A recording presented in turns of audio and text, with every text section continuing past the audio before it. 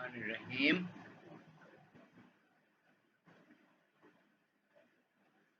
Welcome to English second paper class.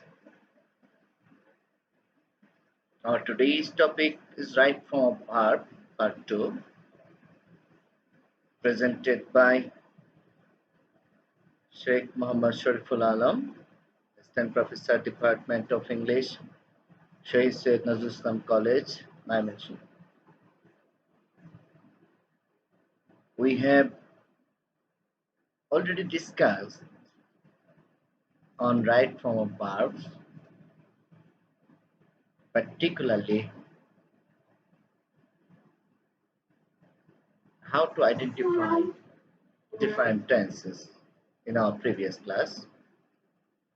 Today, we will discuss on right form verbs, particularly sequence of tenses. What is sequence of tenses? We know whenever we are going to correct a sentence like complex or compound, then there are at least two simple clauses in a complex or compound sentence. When these two clauses, the verb of these two clauses are very much related one with another, and one verb is corrected by the other verb, and this is called the sequence of tense. The tense of one verb is identified by the tense of another verb. This is called sequence of tense. So in this class we will discuss the sequence of tense. Sequence of tense is very important in the right form of verbs. We know in our previous class we have discussed if we want to go correct the right form of the verbs, then we have to follow three fields. First of all, identify tense. Second, subject and number and person. And thirdly, we have to identify voice, active or passive. আমরা গত ক্লাসে tense নির্ধারণী বিভিন্ন ক্লুগুলো পড়েছিলাম। আজকেও tense নির্ধারণের আরেকটু ক্ষেত্র যেটুকু বাকি ছিল সেটুকু পড়াশোনা করব। সেটা হলো সিকোয়েন্স অফ টেন্স, অর্থাৎ একটি বাক্যের ভার্ব দেখে ওই বাক্যের অন্য অংশের ভার্বের কারেকশন করা কি বলা হয়? Sequence of tense. তো রুল 1, এখানে রুল 1 এ যে রুলটা দেয়া আছে সেটা সিকোয়েন্স অফ টেন্সের নয়, তারপরেও এটা এখানে রাখা হয়েছে। বিভিন্ন গ্রামারিয়ানরা তাদের বইতে এভাবে রাখেন, কারণ এটা একটা রাখার অন্য কোনো স্থান নেই, হয়তো এখানেই রাখেন। তো আমরাও এখানে রেখেছি। এটা একটা important rule right from the ভার্বসের। বি ভার্ববিহীন বাক্যকে নেগেটিভ বা ইন্টারগেটিভ করতে হলে টেন্স ও সাবজেক্ট অনুসারে ডু, ডাজ অথবা ডিড ব্যবহার করতে হয়। আমরা সবাই জানি কম বেশি, তারপরেও এটা যদি আমরা পড়ানোর সময় না বলি তাহলে মনে হয় যেন কোনো ইনকমপ্লিট রয়ে গেল। তাই প্রিয় ছাত্রছাত্রীরা, এটা খুব গুরুত্বপূর্ণ। এখানে অনেকের আমাদের ভুল করার সম্ভাবনাও বেশি থাকে। আমি দেখেছি যে অনেক স্টুডেন্টরা এই জায়গায় অনেক ভুলও করে। তো আমরা উদাহরণের মাধ্যমে দেখি কিভাবে নেগেটিভ বা ইন্টারগেটিভ করার সময় বি ভার্ববিহীন বাক্যকে নেগেটিভ বা ইন্টারগেটিভ করা যায়। To be verb do, does অথবা ডিড ব্যবহার করে। The girl sing a song, এটাকে নেগেটিভ করতে যাব। এখানে আমরা দেখতে পাচ্ছি আমরা আগে যে টেন্সের যে বিভিন্ন ক্লুগুলো পড়েছি সেই অনুযায়ী এখানে কোনো অন্য কোনো টেন্সের ক্লু নেই। যখন কোনো টেন্সের ক্লু নেই সেটাকে আমরা প্রেজেন্ট টেন্স ধরে নেব, প্রেজেন্ট ডেফিনিট টেন্স ধরে নেব। এটা যদি প্রেজেন্ট ডেফিনিট টেন্স হয় subject third person singular number, subject third person singular number. So এই ক্ষেত্রে নেগেটিভ করার সময় নট লাগবে, আর তার আগে ডু ডিড ডাজ আসবে। ডিড পাস্ট টেন্সের বেলায় হয়, আর ডু আর ডাজ এটা প্রেজেন্ট ইনডেফিনিট টেন্সের বেলায় হয়। তো এটা যেহেতু প্রেজেন্ট টেন্স, ডু অথবা ডাজ আসবে। যেহেতু subject third person singular number, সেই ক্ষেত্রে ডু হবে না, ডাজ আসবে। যখন ডাজ বসাবো, তারপরে ডাজ প্লাস নট, তারপরে ভার্বের বেস ফর্ম হবে। মনে রাখতে হবে ডু, ডাজ অথবা ডিড, অথবা ডু নট, ডাজ নট অথবা ডিড নট, এর পরে যে ভার্বটি, মূল ভার্বটি ব্যবহৃত হবে, সেই ভার্বটি সবসময় বেস ফর্মের হয়। এটা একটা গুরুত্বপূর্ণ বিষয়, তোমরা সবসময় খেয়াল রাখবে। সো এটাকে নেগেটিভ করতে হলে বাক্যটা কি দাঁড়ালো? The girl does not sing a song. এটা দেখে নেই, the girl does not sing a song হয়ে গেল। হি গো টু স্কুল, এটাও নেগেটিভ। এই বাক্যেও পাস্ট টেন্সের বা অন্য কোনো টেন্সের চিহ্ন নেই, সো এটাকে আমরা প্রেজেন্ট ডেফিনিট টেন্স ব্যবহার করব। সাবজেক্ট আগেরটার মতো, এটাও third person singular number, he, he third person singular number. So আমরা এই ক্ষেত্রেও প্রেজেন্ট ইনডিফিনিট টেন্সের দুটো ব্যবহার করব, যেহেতু থার্ড পারসন, এই ক্ষেত্রে আমরা ডাজ ব্যবহার করব। তাহলে কি হবে? He does not go to school. He does not এর পরে কি হলো? ভার্বের base form go to school. আমরা উত্তরটা দেখে নিই। He does not go to school, উত্তরটা দেখে নিলাম। আর এখানে দেখলাম যে গো, এই ভার্বটা বেস ফর্মে হবে সবসময়। Do not, does not, does not, do, did, does, এরপরে মূল ভার্ব সবসময় বেস ফর্মের। Next, he write a letter yesterday. আমরা টেন্সের ক্লুগুলো পড়েছিলাম আগের ক্লাসে, সেখানে বলা ছিল ইয়েস্টারডে এটা একটা অ্যাডভার্বিয়াল, অ্যাডভার্ব অফ টাইম, এটা অতীতকালকে নির্দেশ করে। সো এটা পাস্ট ইনডিফিনিট টেন্স হবে।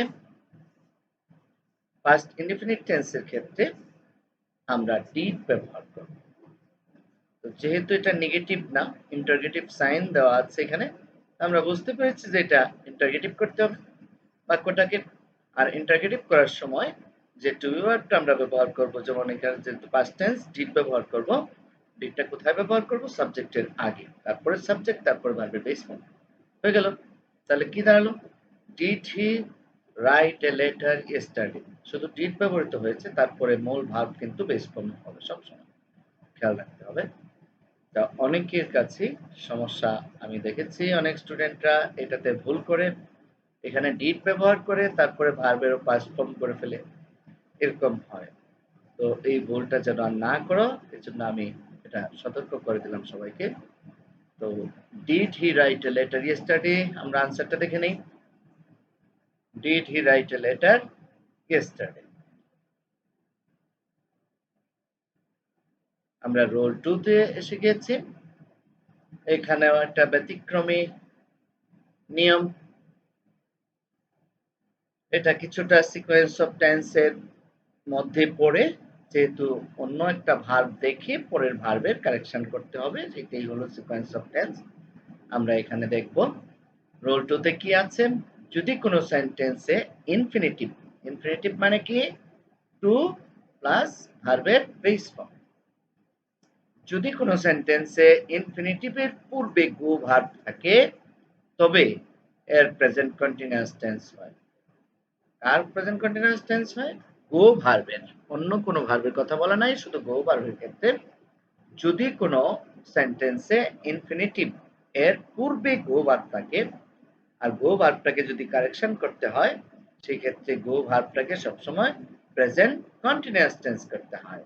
আমরা একটা উদাহরণে যাই, তাহলে আরো ভালোভাবে বুঝবো। যেমন এখানে আছে হি গো টু বাই, এই টু বাইটা হলো এখানে infinitive.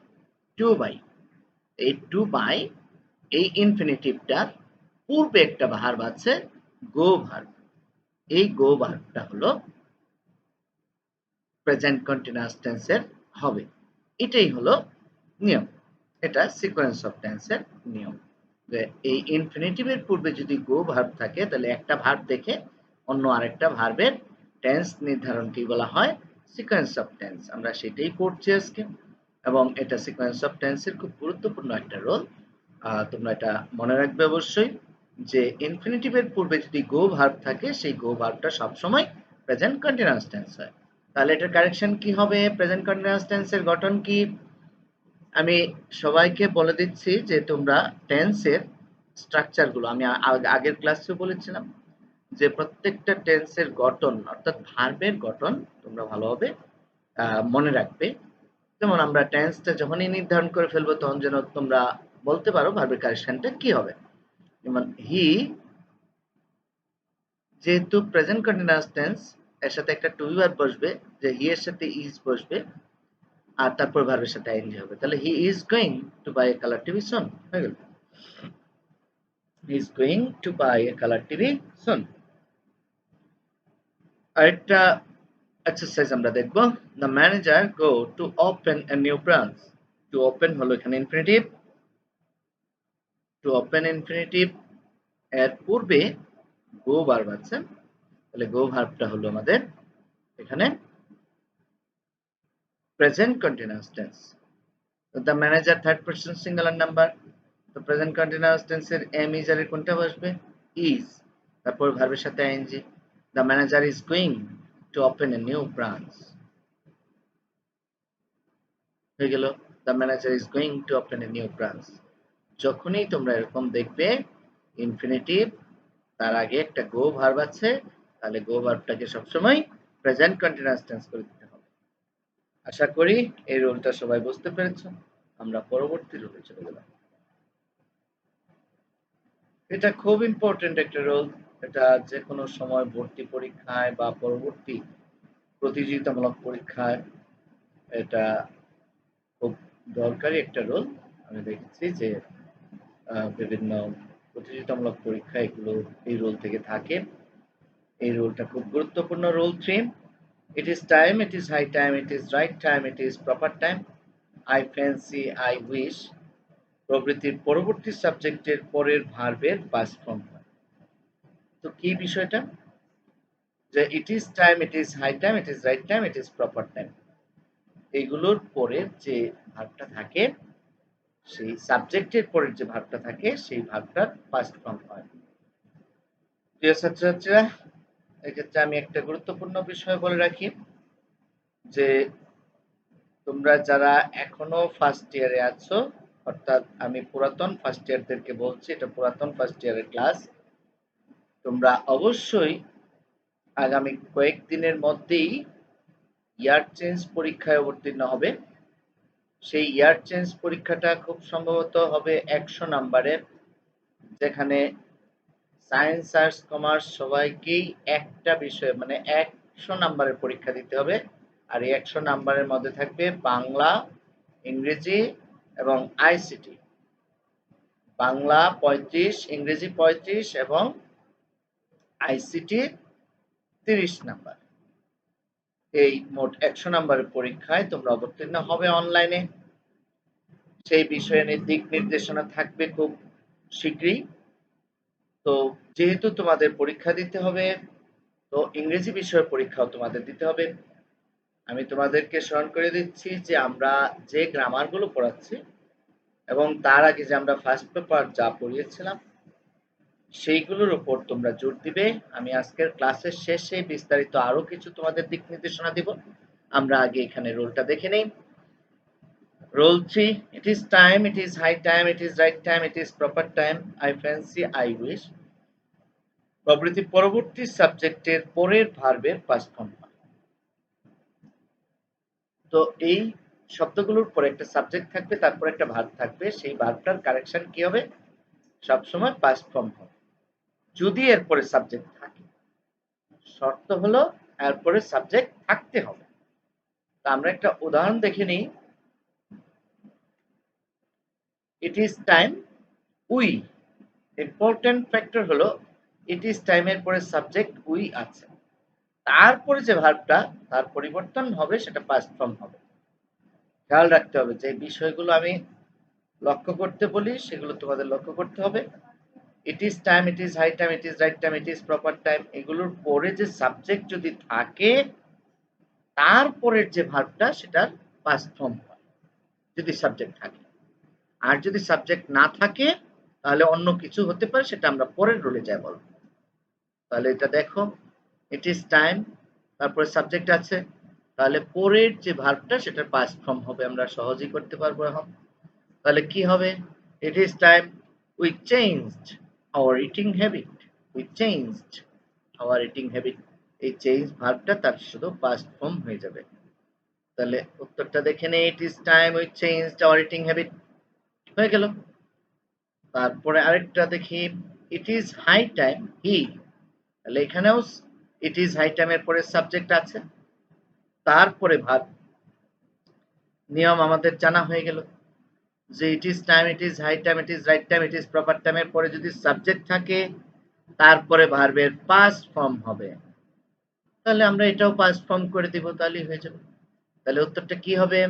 It is high time he prepared his lessons.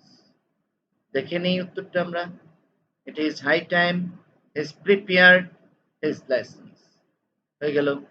I fancy, তারপরে সাবজেক্ট থাকবেই, এই ক্ষেত্রে সাবজেক্ট সবসময় থাকবে। আই ফ্যান্সি, আই উইশ, এই দুইটার ক্ষেত্রে তারপরে সাবজেক্ট থাকবেই, যে সাবজেক্টে শুরু হবে ওই সাবজেক্টই পরে থাকবে।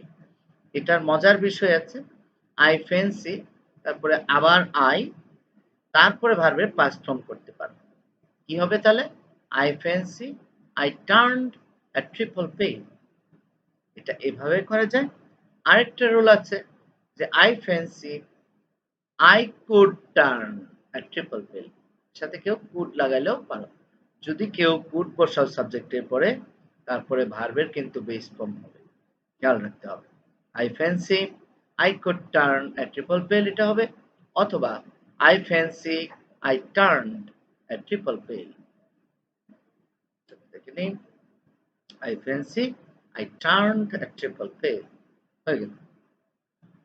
আশা করি রোলটাও তোমরা বুঝতে পেরেছো। আমরা পরের রোলে চলে যাই। পরের রোলটা হলো রোল 4। ওই যে বললাম আগের রোলটাতে যে it is time, it is high time, it is right time, it is proper time এর পরে যদি সাবজেক্ট থাকে তাহলে ভার্বের পাস্ট ফর্ম। পরের রোলে হলো যদি সাবজেক্ট না থাকে তাহলে কি হবে সেটা এখানে, না থাকলে ইনফিনিটিভ হবে। ইনফিনিটিভ কি তোমরা তা জানো। তা আমরা দেখে নিই উত্তর, একটা উদাহরণ দেখে নিই। ইট ইজ টাইম, তারপরে দেখো সাবজেক্ট নাই, এই যে ডাইরেক্ট ভার্ব।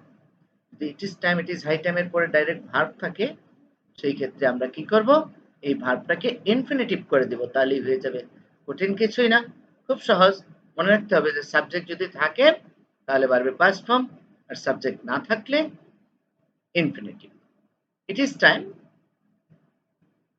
চেঞ্জ, তাহলে কি হবে উত্তরটা? To change our eating habit. উত্তরটা দেখে নেই, it is time to change our eating habit. একটা উত্তর দেখি, একটা এক্সারসাইজ দেখি আমরা। ইট ইজ টাইম ফর আস, অনেকেই এই জায়গায় এসে বলে যে স্যার ইট ইজ টাইমের পরে তো সাবজেক্ট আছে। অ্যাকচুয়ালি তোমরা আরেকটু বিশদভাবে দেখলে দেখতে পারবে যে ফর আস এটা কোনোদিনও সাবজেক্ট নয়, বরং এটা অবজেক্ট, সাবজেক্ট নয়। ডেফিনেটলি ফর আস এটা সাবজেক্ট হয়, আসটা এখানে সাবজেক্ট নয়, এটা object. It is time for আস, এটা হলো ইট ইজ টাইম। এই যে ইট ইজ টাইম এই বাক্যের ফর আস ফর প্রিপজিশন দ্বারা অবজেক্ট একটা যুক্ত হয়েছে, এটা হলো একটা অবজেক্ট, অবশ্যই সাবজেক্ট নয়। আমরা আগে রুলে পড়েছি যদি it is time, it is high time, it is right time, it is proper time এর পরে যদি সাবজেক্ট থাকে তাহলে ভার্বের পাস্ট ফর্ম, আর সাবজেক্ট না থাকলে ইনফিনিটিভ। তাহলে এই আজটাকে আমরা সাবজেক্ট বলতে পারছি না, এটা হলো অবজেক্ট, সো এটার পরেও ইনফিনিটিভই হবে। তাহলে it is time for us to leave the place, subject থাকলে ভার্বের পাস্ট ফর্ম, না থাকলে ইনফিনিটিভ। এখানে সাবজেক্ট নাই, এটা অবজেক্ট। এই জিনিসটা সবাই খেয়াল রাখবে। আশা করি তোমরা ভালো বুঝতে পেরেছ। আমরা উত্তরটা দেখে নিই। It is time for us to leave the place.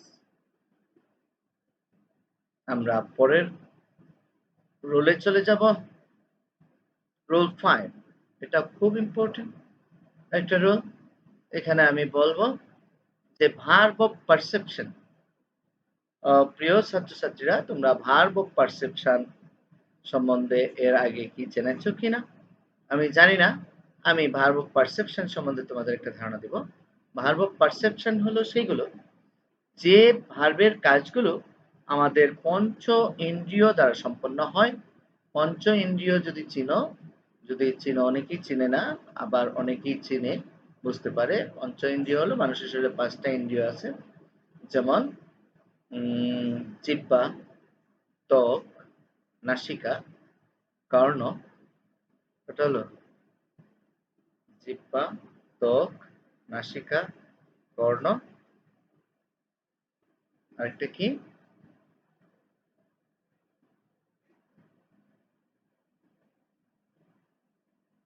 জিহ্বা, ত্বক, নাক, কান। এই পাঁচটা যে ইন্দ্রিয় আছে মানুষের শরীরে, সেই 5টা ইন্দ্রিয় দ্বারা যে ভার্বের কাজগুলো সম্পন্ন হয়, সেই ভার্বগুলোকে বলা হয় ভার্ব অফ পারসেপশন। আমাদের রুলটা কিন্তু সেটা না, আমরা ভার্ব অফ পারসেপশন চিনলাম এই রুলটা বোঝার জন্য।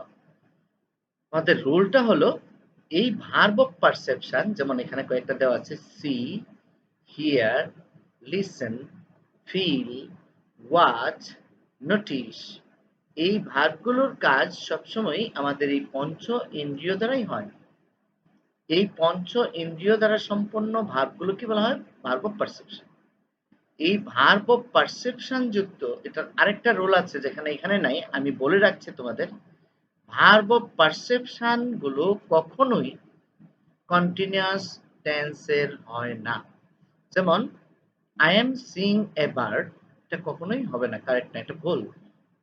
আমরা যখন কারেকশন পড়তাম, এখন তোমরা পড়ো right form of the verbs, আমাদের কারেকশন ছিল ছোটবেলায়, সেখানে পড়তাম, তখন এগুলো দেওয়া থাকতো যে I am Singh a bird. এটা আমরা কারেকশন করতাম কি, যে এটা কন্টিনিউয়াস টেন্স হবে না, যেহেতু সিটা ভার্ব অফ পারসেপশন। তখন আমরা কারেকশন করতাম যে I see a bird. Present indefinite টেন্সে করতাম, কারণ প্রেজেন্ট কন্টিনিউয়াস টেন্স কখনো হবে না ভার্ব অফ পারসেপশন গুলোতে। এটা তোমাদেরকে আমি বলে রাখলাম জাস্ট ফর ইনফরমেশন। আর আমাদের রুলটা কিন্তু একেবারেই অন্যরকম। এখানে রুলটা হলো যে ভার্ব অফ পারসেপশন যুক্ত এইগুলোর পর অবজেক্ট থাকলে তারপরে যদি কোনো ভার্ব থাকে, যে see, hear, listen, feel, watch, notice, এরকম ভার্ব অফ পারসেপশন গুলোর পরে একটা অবজেক্ট আছে, তারপরে যদি কোনো ভার্বের কারেকশন করতে হয়, সেই ভার্বটা সবসময় প্রেজেন্ট পার্টিসিপল হবে, অর্থাৎ ভার্বের সাথে আইএনজি যুক্ত হবে। আমরা একটা উদাহরণ দেখি, তাহলে বিষয়টা আরো ক্লিয়ার হবে।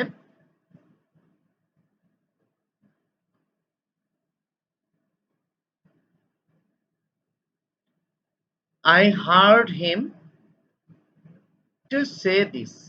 To সেটা ব্র্যাকেটে আছে, এটাকে কারেকশন করতে হবে। অনেক সময় তোমরা আমাকে প্রশ্ন করেছে, সরাসরি যখন ক্লাস নিতাম তখনও, স্যার এখানে টু সে দিল কেন ব্র্যাকেটে? ব্র্যাকেটের ভার্বের কারেকশনের সময় এরকম দেওয়া থাকতে পারে, টু সে। তার মানে টু তোমাকে রাখতে হবে বা ফেলে দিতে হবে সেটা বিষয় না, তোমার যা কারেকশন করতে হবে ওই ভার্বটা, সেটা তুমি করবা। তো যদি থাকতে হয় থাকবে, আর যদি না থাকতে হয় ফেলে দিয়ে ভার্বটাকে কি করতে হবে সেটা করবে। তা আমরা এই রুলে যা দেখলাম, আই হার্ড হিম, তা হার্ড ভার্বটা হলো ভার্ব অফ পারসেপশন, তারপরে অবজেক্ট আছে হিম, তারপরে একটা ভার্বের কারেকশন দিয়েছে। তাহলে এরকম ভার্ব অফ পারসেপশনের পরে যদি অবজেক্ট থাকে, তারপরে ভার্বের সব সময় কি হবে, প্রেজেন্ট পার্টিসিপল হবে। প্রেজেন্ট পার্টিসিপল মানে ভার্বের সাথে আইএনজি যোগ করা। তো আমরা এটার সাথে আইএনজি যোগ করে দিব, I hard him saying this. হয়ে গেল। উত্তরটা দেখে নেই, I hard him saying this. এই ক্লিয়ার, খুব ইজি। কিন্তু একটা একটা করে রুল আমাদের অবশ্যই আয়ত্তে থাকতে হবে, মনে রাখতে হবে এই রুলগুলো। এই সব মিলিয়ে আমাদের right form of the verb. এগুলো ভুলে গেলে চলবে না, প্রত্যেকটা রুলই আমাদের খুব দরকার, প্রয়োজন পড়বে। আই সো দ্য গার্ল, তাহলে আই সো হলো ভার্ব অফ পারসেপশন, তারপর দ্য গার্ল হলো অবজেক্ট, তারপরে একটা ভার্ব আছে। তাহলে কারেকশন কি হবে? আই সো দ্য গার্ল, পরে ভার্বের প্রেজেন্ট পার্টিসিপল অর্থাৎ ভার্বের সাথে আইএনজি যোগ করে দিতে হবে। তাহলে I so the girl dancing, I so the girl dancing. তো রুল 6 আমরা শিখলাম, এটাও খুব সহজ। প্রিপোজিশনের পর ভার্ব সাধারণত জিরান্ড, অর্থাৎ জিরান্ড মানে কি? ভার্ব প্লাস আইএনজি এই আকারে বসে। যে কোনো প্রিপোজিশনের পরে ভার্বের সাথে আইএনজি যুক্ত হয়, সহজ কথা বলতে গেলে। অর্থাৎ without, of, in, from, on, for ইত্যাদি প্রিপোজিশনের পরে ভার্বের সাথে আইএনজি যুক্ত হয়। আমরা কয়েকটা উদাহরণ দেখব। যেমন the author never thought of, thought এর পরে অফ প্রিপোজিশন আছে, তারপরে যে ভার্বটা আছে ব্র্যাকেটে, এই ভার্বটাকে আইএনজি যুক্ত করে দিতে হবে। তাহলে the author never thought of going there, go ভার্বের সাথে আইএনজি যোগ করতে হবে, তাহলে হয়ে যাবে। The author never thought of going there. আরেকটা এক্সারসাইজ দেখি। He is bent on, on, bend, bend মানে ঝোঁকা, কোনো কিছুর দিকে খুব বেশি জোর দেয়া। He is bent on doing this, on preposition, তারপর ভার্বের সাথে আইএনজি যুক্ত করতে হবে। উত্তরটা দেখে নিই। He is bent on doing this. He is expert in, দক্ষ, এক্সপার্ট, ইন প্রিপোজিশন, তারপরে ভার্ব স্পিক, তাহলে কি হবে? Speaking. He is expert in speaking English, গেল he is expert in speaking English. যে কথা বলছিলাম, তোমাদের যে পরবর্তী যে পরীক্ষাটা ইয়ার চেঞ্জ পরীক্ষা হবে, সেই পরীক্ষায় তোমাদের 100 নাম্বারের পরীক্ষা হবে। 100 নাম্বারের পরীক্ষায় ইংরেজি বিষয়ের কথায় আমি আসি। ইংরেজি বিষয়ে তোমাদের 35 নাম্বারের অবজেক্টিভ কোশ্চেন থাকবে। তোমরা শুধু অনলাইনে পরীক্ষাটা দিতে পারবে। সেটার সময়সূচি সবকিছু কলেজ কর্তৃপক্ষ জানাবে, কিন্তু আমার বলার বিষয় হলো, আমার বিষয় ইংরেজি বিষয়ের তোমাদের কি ধরনের প্রশ্ন থাকবে সেই বিষয়ে তোমাদেরকে একটা দিক নির্দেশনা দেওয়া। ইংরেজি বিষয়ে 35 নাম্বারের প্রশ্ন থাকবে, সেই 35 নাম্বারের পুরোটাই থাকবে অবজেক্টিভ, আর সেখানে ফার্স্ট পেপার এবং সেকেন্ড পেপার দুইটার অংশ থেকেই থাকবে। আমরা যেহেতু দীর্ঘদিন আমরা সেকেন্ড পেপারই বেশি পড়িয়েছি এখন, আর ফার্স্ট পেপারগুলো আমরা যখন এই মহামারীর পূর্বে যখন আমরা নিয়মিত কলেজে ক্লাসগুলো করতাম, সেই সময় আমরা ফার্স্ট পেপার পড়িয়েছি। সো যে বিষয়গুলো এই পর্যন্ত আমাদের পড়া হয়েছে, অনলাইনে পড়ানো হয়েছে, সেই বিষয়গুলো থেকেই আমরা প্রশ্নগুলো করব। সেই ক্ষেত্রে আমরা ফার্স্ট পেপার থেকে অবজেক্টিভ কোশ্চেন করব, যে কোনো একটা প্যাসেজ দিব, সেই প্যাসেজ থেকে আমরা 15টা প্রশ্ন করব অবজেক্টিভ। 15টা প্রশ্নে 15 নাম্বার থাকবে। আর গ্রামার থেকে যে গ্রামারগুলো আমরা পড়িয়েছি, বিভিন্ন টিচাররা আমরা পড়িয়েছি, যেমন তোমাদেরকে আমি রাইট ফর্ম দ্য ভার্বস পড়াচ্ছি, অন্যান্য স্যাররা যেগুলো পড়াচ্ছেন, সেইগুলো থেকে একটা গ্রামার দেওয়া থাকবে। যেমন ধরো রাইট ফর্ম দ্য ভার্বস এর আমি একটা এক্সারসাইজ দিলাম, সেই এক্সারসাইজটা থেকে তারপরে যেমন আগের পেজে যাই, যেমন is expert in speak English, তারপরে আমি 4টা অপশন দিয়ে দিব। হ্যাঁ, to speak, speaking, have been spoken, or spoke, এরকম 4টা অপশন দিয়ে দিলাম। কোনটা সঠিক হবে? তুমি গ্রামারের নিয়ম অনুযায়ী বললা ইন প্রিপোজিশন, তারপরে ভার্বের সাথে আইএনজি হবে, তাহলে স্পিকিং হবে। ওই 4টা উত্তরের মধ্যে স্পিকিংটা থাকবে, তুমিও স্পিকিং এ কারেক্ট করে দিবে। এরকম ভাবে আমরা এই অনলাইন ক্লাসে এবং আগে আমাদের সুস্থ সময়ে কলেজের ক্লাসগুলোতে যে ফার্স্ট পেপার পড়িয়েছি, যে অংশগুলো পড়িয়েছি তোমাদের, সেইগুলো থেকে ফার্স্ট পেপার থেকে থাকবে 15 নাম্বার এবং সেকেন্ড পেপার থেকে থাকবে 20 নাম্বার। এই মোট 35 নম্বরের অবজেক্টিভ থাকবে। প্রিয় ছাত্রছাত্রীরা, তোমরা অবশ্যই এই বিষয়গুলোর উপর জোর দিবে। আমরা আগের যে প্যাসেজগুলো ফার্স্ট পেপারে পড়িয়েছিলাম সেই প্যাসেজগুলো তোমরা ভালো করে পড়বে এবং অবজেক্টিভগুলো দেখবে। আর এইখানে গ্রামার যা পড়াচ্ছি সেই গ্রামারের নিয়ম কানুনগুলো থাকবে, তোমাদের নিয়ম কানুনগুলো তোমরা পড়বে, তাহলেই যে এক্সারসাইজগুলো আমরা দিব সেই এক্সারসাইজগুলো তোমরা পারবে। আমরা এই রুল 6 এর একটা অংশ পড়েছি, আমরা অপর অংশটা এখানে দেখব। কিন্তু টু প্রিপজিশনটির পর ভার্ব থাকলে এর সাথে আইএনজি যুক্ত হয় না। আমরা টু এর পরে সাধারণত কি করি?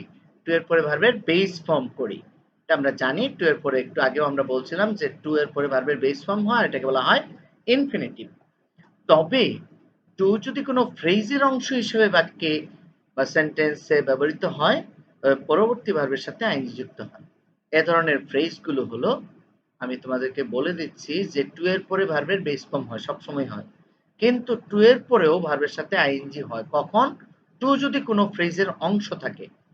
যেমন এরকম ফ্রেজ আমি কয়েকটা এখানে বলে দিচ্ছি। Look forward to, with a view to, addicted to, get use to, অথবা be use to. Be use to মানে am use to, is use to, are use to, object to, confess to, prefer to, refer to, এরকম আরো আছে। এরকম phrase আছে যে ফ্রেজগুলোর পরে two আছে। এরকম ফ্রেজ যুক্ত টু যদি থাকে আর তারপরে যদি ভার্ব থাকে, তাহলে এটা তো টু, টু এর পরে আমরা ভার্ব থাকলে কি করি? বেস ফর্ম করি। কিন্তু ফ্রেজ যুক্ত টু এর পরে যদি ভার্ব থাকে, সেই ভার্বের সাথে আইএনজি যোগ করতে হবে। আমরা একটু উদাহরণ দেখি। The virtuous look forward to. Look forward to কথাটার মানে কি? কারো পানে তাকিয়ে থাকা, চেয়ে থাকা। দ্য ভার্চুয়াস গুণীরা লুক ফরওয়ার্ড টু তাকিয়ে আছে, অপেক্ষায় আছে, রিসিভ, এখানে রিসিভ ভার্বটা আছে কারেকশন করার জন্য। তাহলে কারেকশন কি হবে? লুক ফরওয়ার্ড টু একটা ফ্রেজ, এই ফ্রেজের সাথে যখন টু থাকবে, এই টু এর পরে ভার্বের সাথে আইএনজি হবে। কিন্তু ফ্রেজের সাথে না থেকে যদি সাধারণভাবে টু থাকে, তারপরে ভার্বের বেস ফর্ম হবে। এরকম একটু আগে আমরা পড়ে এসেছি, এখানে আর এই জন্য উদাহরণ দেই নাই। টু এর পরে ভার্বের বেস ফর্ম কোথায় হবে? যখন সাধারণভাবে কোনো ফ্রেজ যুক্ত টু থাকবে না, সেই ক্ষেত্রে পরে ভার্বের বেস ফর্ম হবে। আর ফ্রেজের সাথে যদি টু থাকে, তারপরে ভার্বের সাথে আইএনজি যুক্ত হবে। এই the virtuous look forward two, তাহলে রিসিভিং হবে। আমরা আনসারটা দেখে নিই। The virtuous look forward to receiving reward in the next world. পরবর্তী বিশ্বে মানে কি? পরকালে। গুণীরা পরকালে পুরস্কারের অপেক্ষায় থাকেন। Rule 7. Cannot help, cannot bear, feel like, would, prefer ইত্যাদির পরে ভার্বের সাথে আইএনজি যুক্ত হয়। এটা খুব গুরুত্বপূর্ণ একটা রুল। এগুলো বিভিন্ন ভর্তি পরীক্ষায় বা প্রতিযোগিতামূলক পরীক্ষায় এগুলো থাকে। যে ক্যান নট হেল্প, এটা একটা ফ্রেজ, এরপরে ভার্বের সাথে আইএনজি হয়। Cannot bear, feel like, would, prefer, এগুলো পরে ভার্বের সাথে আইএনজি হয়। আমরা একটা উদাহরণ দেখি। আই ক্যান নট হেল্প, তারপরে ভার্ব আছে। ক্যান নট হেল্প এর পরে যদি ভার্ব থাকে, ভার্বের সাথে আইএনজি করতে হবে। তাহলে কি হবে এটা? আই ক্যান নট হেল্প লাফিং। অর্থটা কি দাঁড়ালো? আমি না হেসে পারলাম না। এই আই ক্যান নট হেল্প লাফিং। I cannot bear suffering. এই যে cannot bear, cannot help, cannot bear, এগুলোর পরে ভার্ব থাকলে ভার্বের সাথে আইএনজি হয়। খুব সহজ বিষয়টা, শুধু মনে রাখতে হবে, তাহলেই চলবে। I cannot bear suffering. The book is worth, worth এর পরে ভার্বের সাথে আইএনজি হয়। রিডিং হবে তাহলে। The book is worth reading. বইটা পড়তে খুব ভালো। এরকম ভাবে তোমরা প্রত্যেকটা রোলগুলো পড়বে, মনে রাখবে। আমাদের পরবর্তী রোল আছে এখানে, সেই রোলটা হলো রোল 8। আর তোমরা বুঝতেই পারছো যে এখানে আমাদের আজকের লেসন শেষ হয়ে যাবে, সেটা আগে এসে গেছে, এটা আমি খেয়াল করি নাই। যাই হোক, রোল 8 পর্যন্ত আজকে পড়াবো। রোল 8 এ কি আছে? কোনো সেন্টেন্সে উড ইউ মাইন্ড থাকলে তার পরবর্তী ভার্বের সাথে আইএনজি যোগ হয়। উড ইউ মাইন্ডের পরে ভার্বের সাথে আইএনজি যোগ হয়। তবে আরেকটা বিষয় মনে রাখবে যে উড ইউ মাইন্ড এটা হলো খুব ভদ্রভাবে কাউকে কোনো কিছু করতে বলা, অফার দেয়া। যেমন আমি যদি কাউকে বলি যে would you mind opening the window, এটা ভদ্রভাবে, বাংলায়ও আমরা ভদ্রভাবে বলি যে দয়া করে জানালাটা একটু খুলে দিবে কি, এভাবেও বলি। আবার অনেকেই বলি এই জানালাটা খুলে দি। তো দুইটা ভাষার মধ্যে একটু পার্থক্য আছে, ইংরেজি ভাষাতেও এরকম ভদ্রতা আছে। তো উড ইউ মাইন্ড খুব ফর্মাল এবং ভদ্রভাবে কাউকে কিছু অফার করার ক্ষেত্রে ব্যবহৃত হয়। আর এটা হলো ল্যাঙ্গুয়েজের বিষয়, ভাষার বিষয়। তবে গ্রামারের বিষয় যেটা সেটা হলো উড ইউ মাইন্ডের পরে ভার্বের সাথে আইএনজি যুক্ত হয়। যেমন উড ইউ মাইন্ড তারপরে ভার্ব আছে একটা, take a cup of tea, এই যে অফার করা কাউকে, would you mind taking a cup of tea, এই এই হলো বিষয়টা। তাহলে আমরা উড ইউ মাইন্ডের পরে ভার্ব থাকলে ভার্বের সাথে আইএনজি যোগ করব। Would you mind taking a cup of tea? This is the right answer. তো এরকম ভাবে খুব আহ, কঠিন কিছুই না। আমরা আরেকটা উদাহরণ দেখি। Would you mind opening the window? Would you mind এর পরে ভার্ব থাকলে ভার্বের সাথে আইএনজি হবে। Would you mind opening the window? হয়ে গেল। আজকে এই পর্যন্তই। আল্লাহ হাফেজ।